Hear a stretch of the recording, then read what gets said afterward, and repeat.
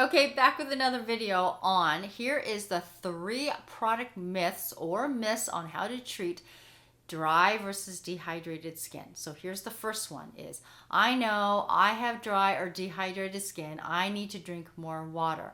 Well, that's not exactly accurate. Just by drinking water does not hydrate the skin immediately, right? So it doesn't address the surface level dehydration, and you don't address that just by drinking water. If I had you drink 6 glasses of water because you told me your skin was dry or dehydrated, what happens 20 to 30 minutes later?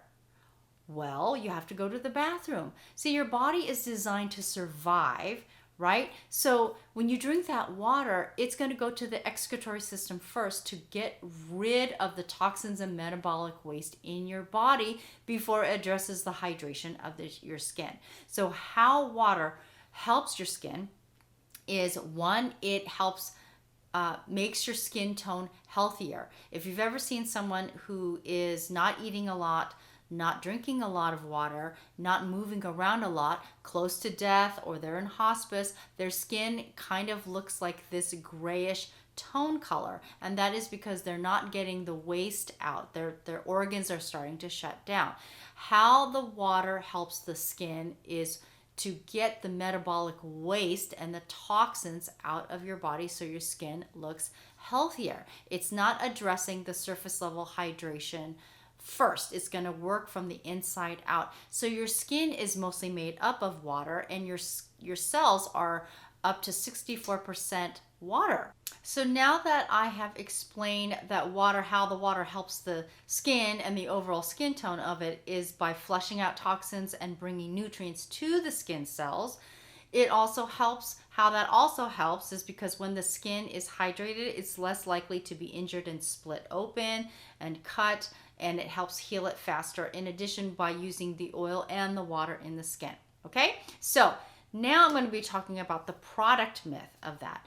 When someone has dehydrated skin, it is very common to read and to see where it says, oh, you just have to use a hyaluronic acid serum or a lotion.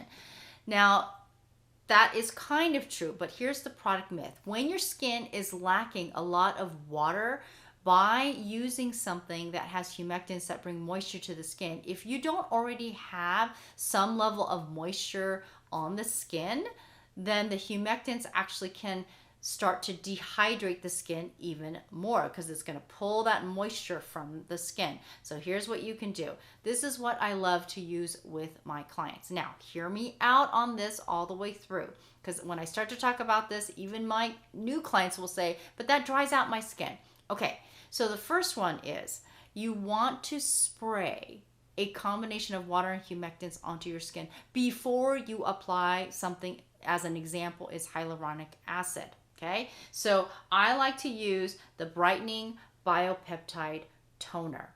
Now, I've been recommending this for over 10 years, and the reason why is I have so many clients that range from acne, oily skin, breakout prone, sensitive skin, eczema, psoriasis, all the way to dry and mature skin, with hyperpigmentation being somewhere in the middle. So this formulation, usually when you look at toners, the first ingredient is going to be water or witch hazel. Now, water, if they say, well, I'll just add water and hyaluronic acid, yes, that can help, but not as helpful as you may think. When you use one with witch hazel is an astringent, and it has up to 14% alcohol. So in essence, it can actually end up dehydrating your skin. So this one actually has the first ingredient, I'm going to put a list right here, is it uses aloe vera juice instead of water. So that's going to increase the cost by a little bit more than just using majority of water, right? So the reason why aloe vera juice is better is because it's neutral, pH neutral, just like water, and a lot of ingredients can dissolve in that. However, natural occurring ingredients in aloe vera juice has polysaccharides, which is its own type of humectants. So not only does it have that, it has sodium PCA, it has hyaluronic acid, it has glycerin, as well as D-L-panthenol. Now, here's another thing. Instead of using butylene glycol, propylene glycol, or pentylene glycol, which is, they use that a lot of times for as a solvent, a skin conditioning agent. It makes your skin feel really moisturized and hydrated. You see that a lot of times in sheet masks, which I don't prefer. This uses a, if you look here, hydrolyzed cornstarch. So, and it's not the cornstarch that you see in, that you buy at stores to cook with.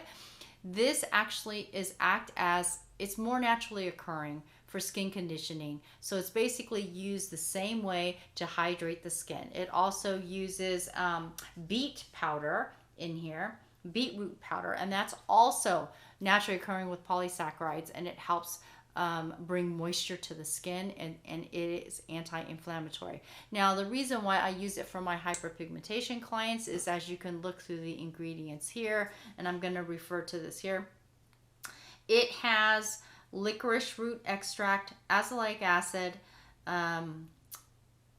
let's see, what else does it have? Green tea leaf extract, palmitoyl tripeptide 1, palmitoyl tetrapeptide 7, alpha-arbutin, and kojic acid, which are actually towards the bottom. And it has gluconolactone, which is a more gentle form of AHA that works really well, more for pH adjusting to help if you're going to use a more acidic type of serum.